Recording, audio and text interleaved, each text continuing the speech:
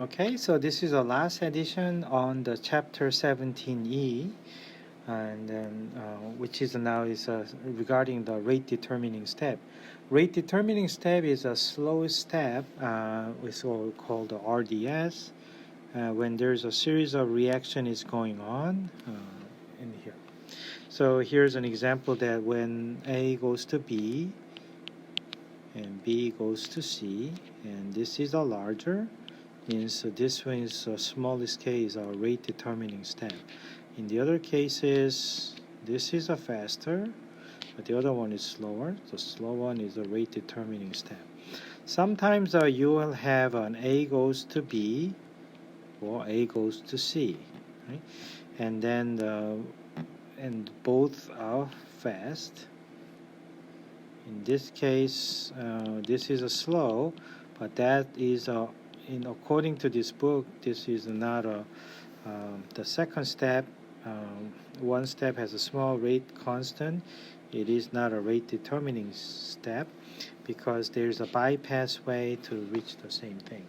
I guess that's just a concept about this. But what I think is more important here is to deal with this individual example. That is a good practice for you to understand and how to describe the more complex reactions. So let's talk about the carbon monoxide.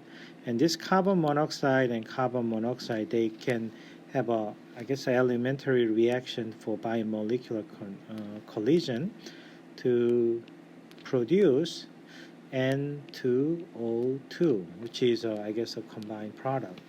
But they can go back as a Ka prime, so that's going back and forth.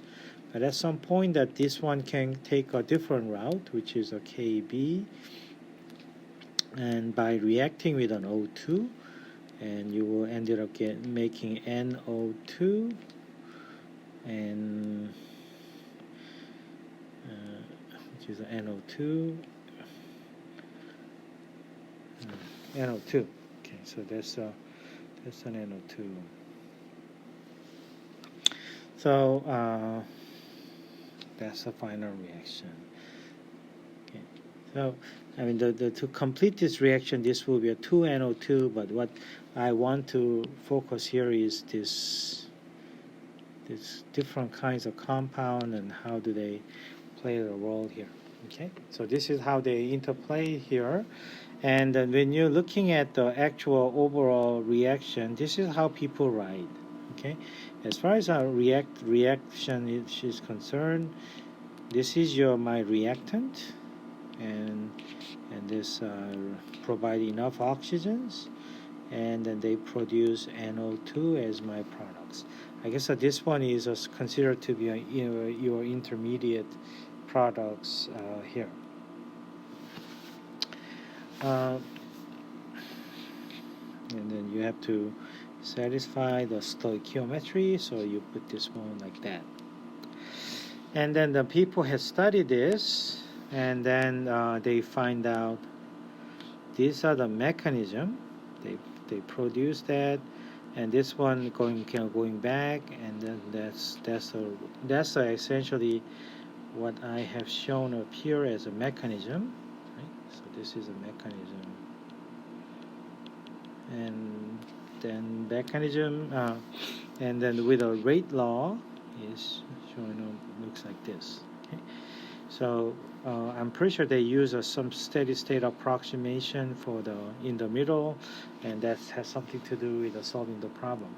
But what I want to focus on here is this complex reaction. I want you to pay a special attention to here, this portion. Okay?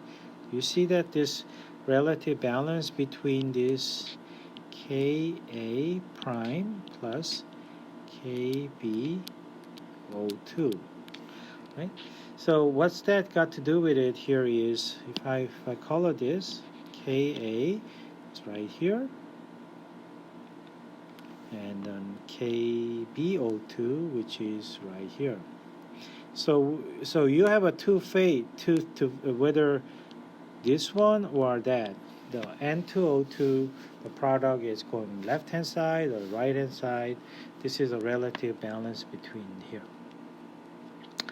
And one thing that we are going to this itself is a complex reaction as a result, but for some cases, if we are going to assume that if oxygen concentration is very high, okay, I guess you provide enough high concentration oxygen, then obviously this one make this value larger compared to the Ka value here. So you are making the reaction, this one goes a lot more stronger by increasing the concentration on here. So by doing so, then this one becomes all of a sudden KbO2 is a significant term, and this one goes away. Ka prime is a negligible. Okay. So once you put this equation down now, so then I'm going to get this one goes away, and then having said that, when this one goes away, and then because now this is a new equation, within this equation the oxygen concentration term goes away, and you finally ended up being depending on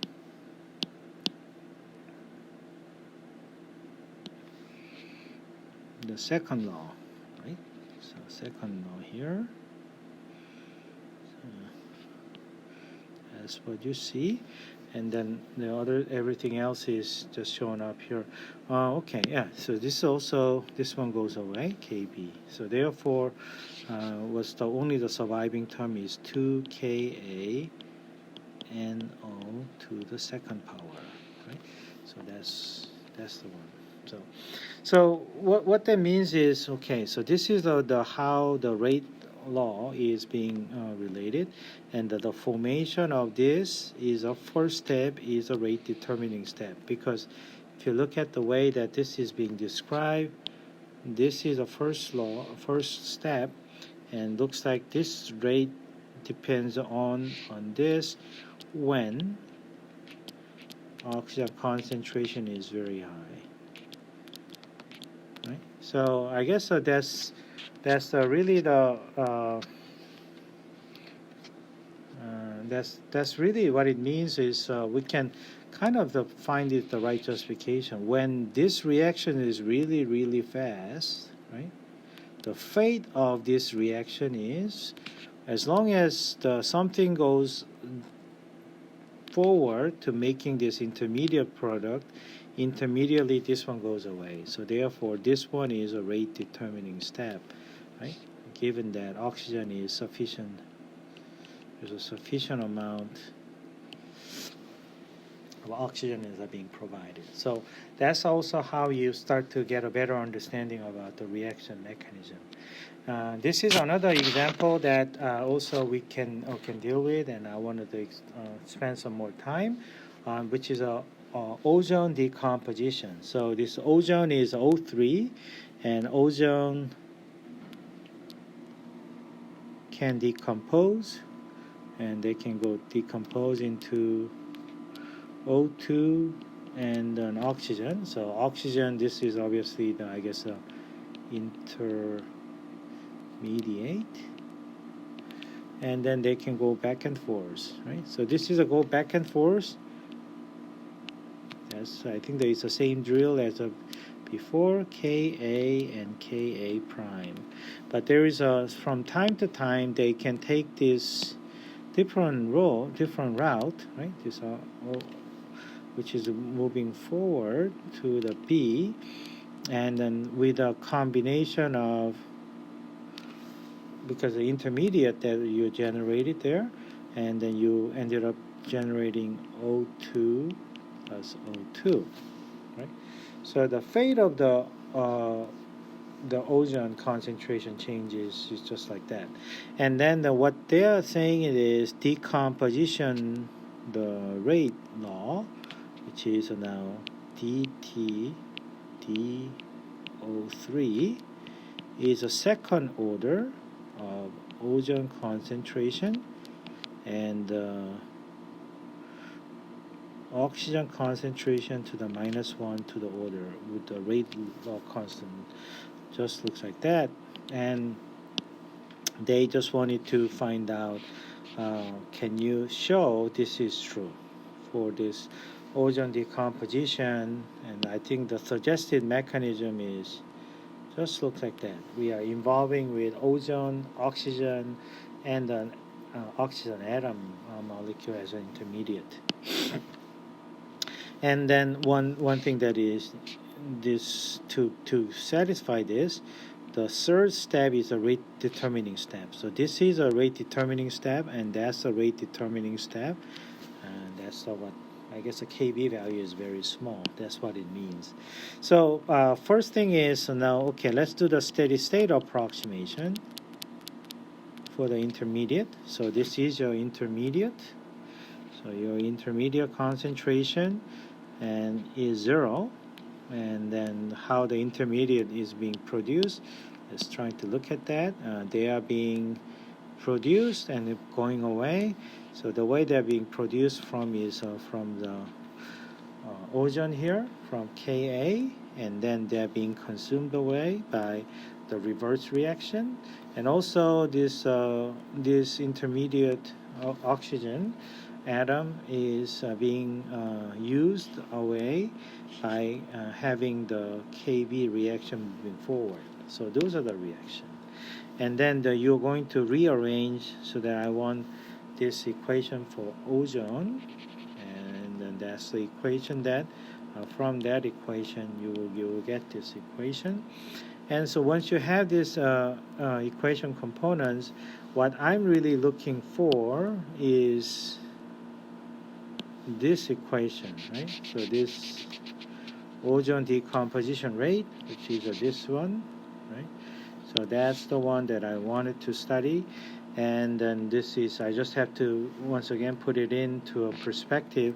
As far as ozone is concerned, this is how much you consume by Ka, and this is Ka prime. This is you actually regenerate ozone, and also you also consume in another way by doing this.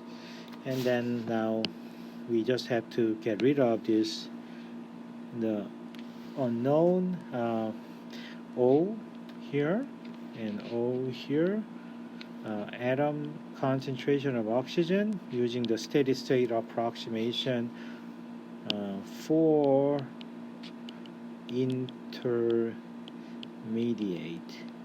here oxygen, right? So that's why once again we are saying using this equation. And so if I plug that in, your equation becomes like this, and that equation is actually putting like this.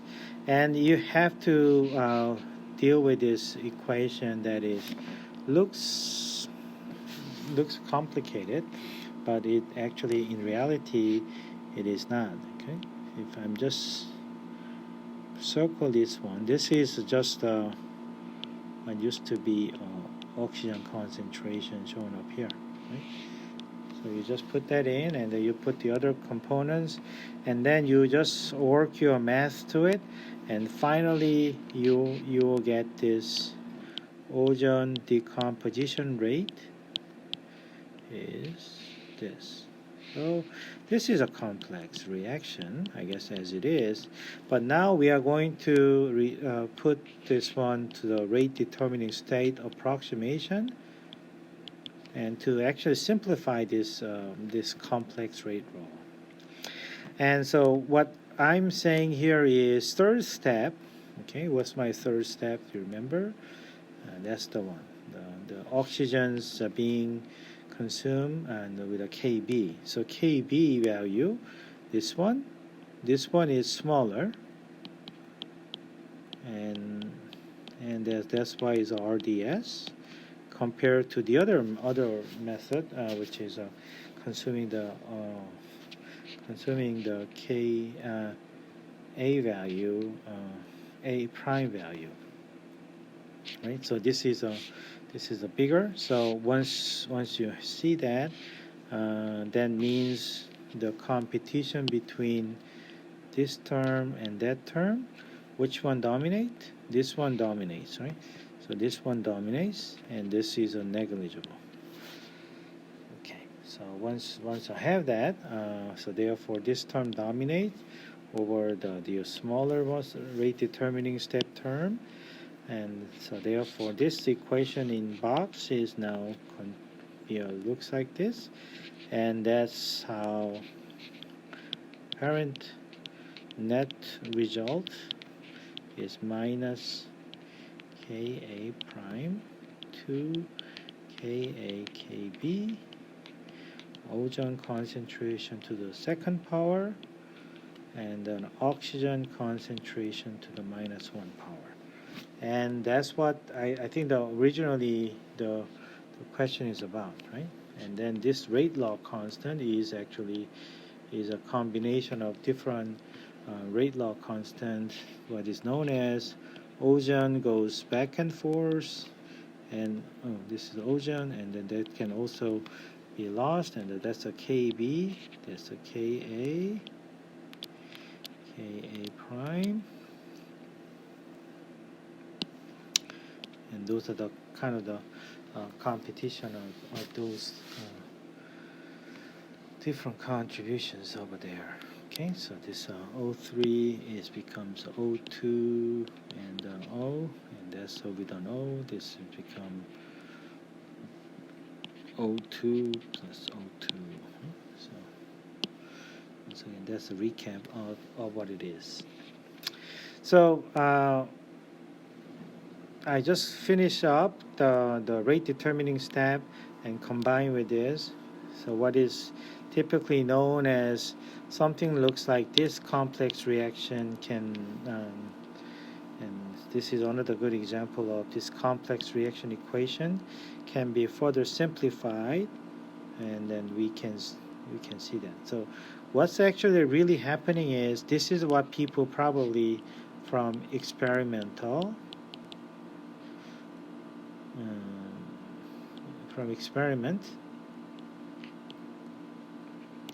observation, and from here they construct the different kinds of scenarios, and this is what is known as mechanism to justify the experimental observation. This is an observation